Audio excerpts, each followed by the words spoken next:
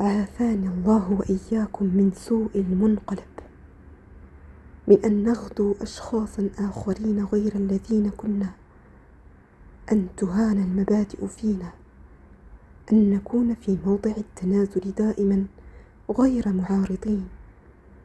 عافانا الله من موت الضمير، أن نخطئ ونحن مطمئنين بلا خوف من أن نكون بشرا بلا حدود، من أن ننام ونصحو ونحن ملطخين بالذنب.